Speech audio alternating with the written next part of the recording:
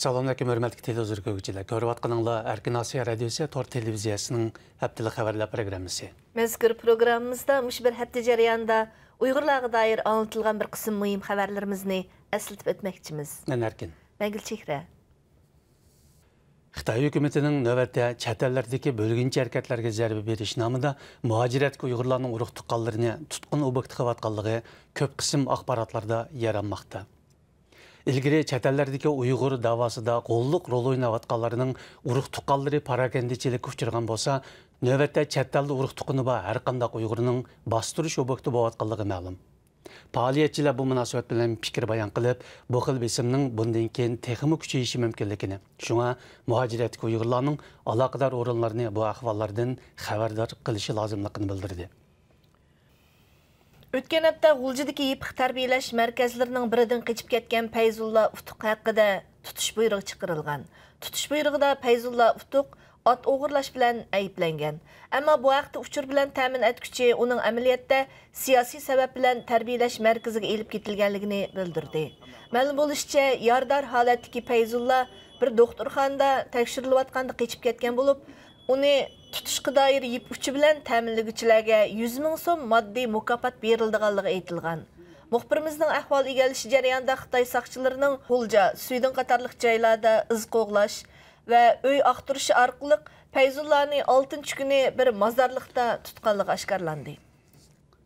Uyghurlarning diniy e'tiqodi Xitoy hukumatining eng asosli hujum nishonlarining biri bo'lib atqanda, Xitoy hukumati o'zlarining diniy e'tiqod erkinligini qanday qo'g'dayotganligi haqidagi vaqtashlik kitobni e'lon qildi.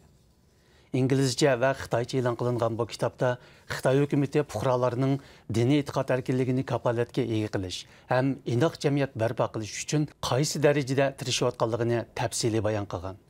Ammo xalqarodagi munosabatli organlar Xitoy hukumatining diniy erkinlikni eng ig'ir darajada dafsanda qilib kelayotganligini, shu sababdan Xitoyning diniy e'tiqod jihatda alohida andish qo'zg'aydigan davlatlar qatoriga o'tganligini ta'kidlab keldi.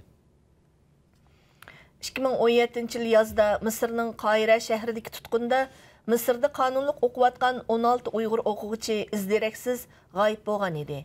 Yaqinda bu o'quvchilarning maxfiy yo'sinda Xitoyga qaytirib berilganligi haqida uchurlar tarqalishga boshladi.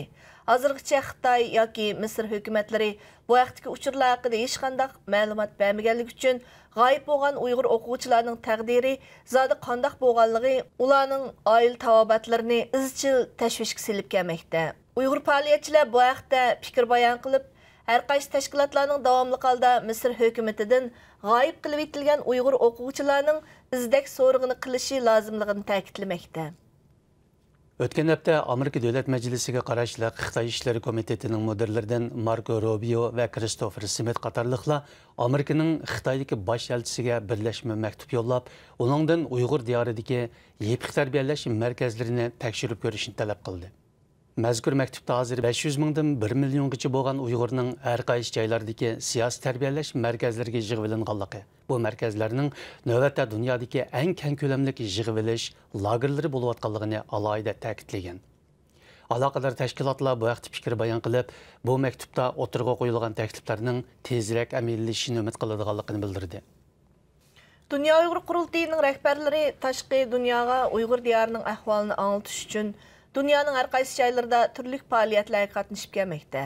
O'tgan hafta Avstraliyada ziyoratda bo'lgan Dunyo Uyg'ur Qurultayining oliy rahbari Rabiya Qadir xonim Avstraliya parlament a'zolari bilan maxsus suhbatda bo'lib, Uyg'urlarning hozirgi ahvoli haqida tafsiliy ma'lumotlar bergan.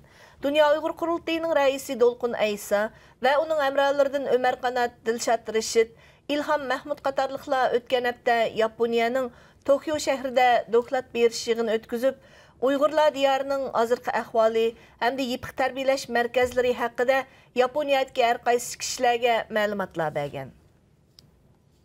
Muhtaram televizor ko'ruvchilar, yuqorida Erkin Asiya Radiosi Tor televiziyasining haftalik xabarlar programmasini ko'rdinglar. Kelar hafta ko'rishaylik. Xayr xo'sh. Xayr xo'sh.